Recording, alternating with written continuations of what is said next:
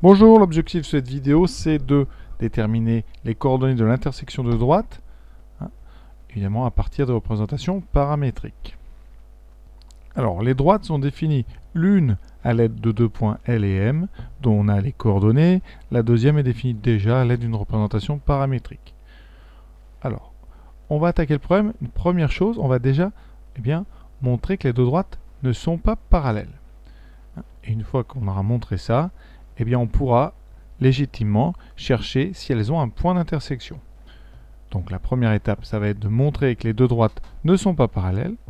Deuxième étape, trouver une représentation paramétrique de la droite qui passe par L et M, et ensuite on fera l'intersection des deux. Alors la droite LM a pour vecteur directeur, donc le vecteur LM, qui est donc de coordonnées moins 5, moins 13, donc moins 5 plus 13. Ici, j'écrirai à côté le résultat. Donc ça fait 13 moins 5, 8. Ensuite, 8 moins 20, moins 12. Et 8 moins 12, moins 4. On remarque que les coordonnées de ce vecteur LM sont tous des multiples de 4, donc on peut bien diviser par 4. Donc on va prendre comme vecteur directeur de LM le vecteur 2, moins 3, moins 1. Donc, pour la droite LM, je l'écris, on choisit V comme vecteur directeur, V de coordonnées 2, moins 3, moins 1. Donc, on peut obtenir directement comme ça une représentation paramétrique de LM. Ça va très vite. On a X, Y, Z. Donc, vous vous rappelez, au départ, devant chaque symbole égal, on va mettre les coordonnées d'un des points de la droite LM. Donc, je vais choisir celui qui a les coordonnées les plus petites, donc moins 5, 8 et 8. Et ensuite, j'ajoute la partie avec le paramètre. Ici, paramètre, je vais choisir la lettre, on va prendre la lettre alpha. Donc ici, on aura plus 2 alpha, moins 3 alpha, moins alpha. Et ici, on écrit avec alpha appartenant à R. Alors, un vecteur directeur 2D. Donc, on a une représentation paramétrique, vous voyez. Pour avoir un vecteur directeur, on va regarder les coefficients de lambda. Ici, le premier coefficient, c'est plus 1. Le deuxième, c'est moins 4.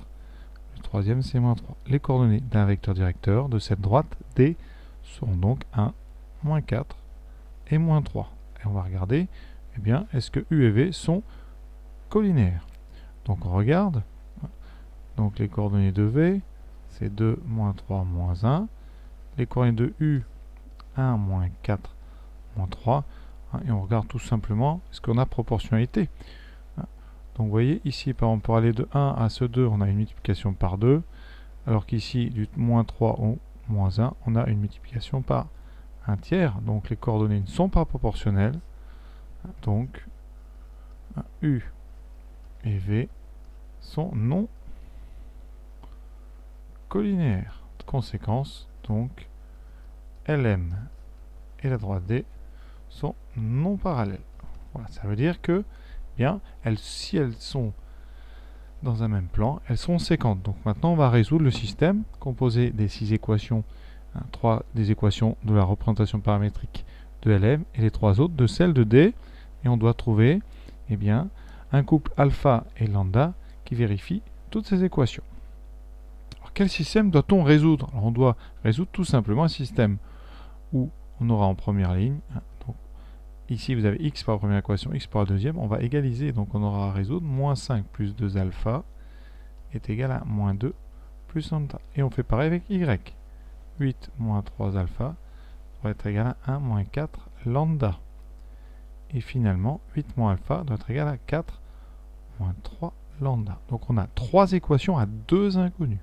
Alors la méthode elle est simple, on prend 2 équations et on essaye, en combinant ces 2 équations, d'éliminer un des paramètres pour pouvoir trouver le deuxième. Donc je vous propose ici de combiner les deux dernières pour pouvoir faire disparaître alpha. Alors qu'est-ce qu'il faut faire? On va substituer. Ça veut dire que la dernière, vous avez ici un alpha qui a un coefficient ici simple qui est moins 1. Donc on va mettre alpha de l'autre côté. On aura donc alpha, et ici le 8 reste, et on aura 4 moins 3 alpha à changer de côté par soustraction. 8 moins 4 plus 3 lambda. Voilà, pour l'instant, les autres équations n'ont pas changé, on n'y touche pas. Voilà.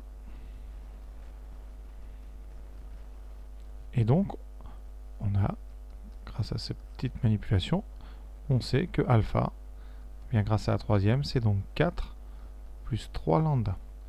Et on va bien remplacer ça dans celle du milieu. Et dans la première, comme ça, bien, on aura bien, deux équations en lambda. Donc la première, ça donnera moins 5 plus 2 fois alpha, donc 2 fois 4 plus 3 lambda égale moins 2 plus lambda. Et l'autre, 8 moins 3 fois 4 plus 3 lambda égale 1 moins 4 lambda.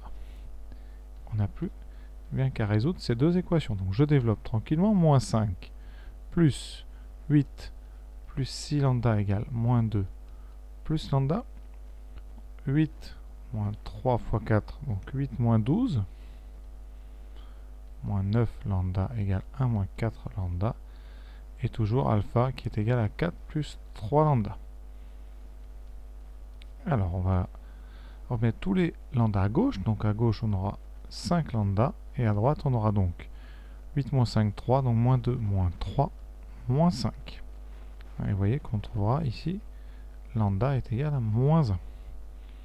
La suivante, moins 9 lambda plus 4 lambda, donc moins 5 lambda, va être égal à donc 8 moins 12 moins 4. Donc ça fera 1 plus 4, ça fera 5. Et on trouve effectivement lambda égale moins 1. Et comme lambda égale moins 1, eh bien alpha, il va valoir 4 plus 3 fois moins 1, donc 4 moins 3. Alpha vaut donc 1. On a obtenu deux fois la même valeur de lambda, donc c'est parfait. Alors, qu'est-ce qui peut nous arriver? Eh bien, vous pouvez arriver à la fin à deux valeurs de lambda différentes ou deux valeurs de alpha, et dans ce cas-là, vos droites ne seront pas séquentes. Donc nous ici, on a les mêmes valeurs, donc alpha vaut 1 et lambda vaut moins 1. Ça veut dire qu'on vient d'obtenir que LM et D étaient séquentes au point de coordonnées, et là, pour les coordonnées, eh bien, vous allez remplacer dans une des deux équations le paramètre par sa valeur. Je vais remplacer dans la première, donc je remplace alpha par 1, ça fait moins 5 plus 2 fois 1, c'est-à-dire moins 5 plus 2, donc moins 3. Y vaut 8 moins 3 fois 1, donc 8 moins 3, 5. Et Z, 8 moins 1, vaut donc 7. Alors si vous ne me croyez pas, vous pouvez remplacer dans la deuxième, lambda par moins 1. Vous voyez, qu'est-ce qu'on obtiendrait ici? Donc pour lambda égale moins 1. Dans la droite D, on obtient donc moins 2 plus moins 1. Ça devient moins 3. Donc x égale moins 3. Pour y, 1 moins 4 fois moins 1. Donc 1 plus 4, 5. On a bien le même 5. Et z, 4 moins 3 fois moins 1. 4 plus 3 égale 7. Donc vous voyez, c'est pas la peine de faire les deux. Si vous avez bien résolu votre système, on aura le même point avec la valeur alpha égale 1 et lambda égale moins 1. Alors avant de se quitter, petit bilan de cet exercice. Donc pour trouver l'intersection de deux droites dans l'espace, première étape, on détermine une représentation paramétrique de chacune. Donc ici, on avait déjà on a fait la représentation de la droite LM. Enfin, une représentation de la droite LM, vous avez le choix, il peut en exister plusieurs.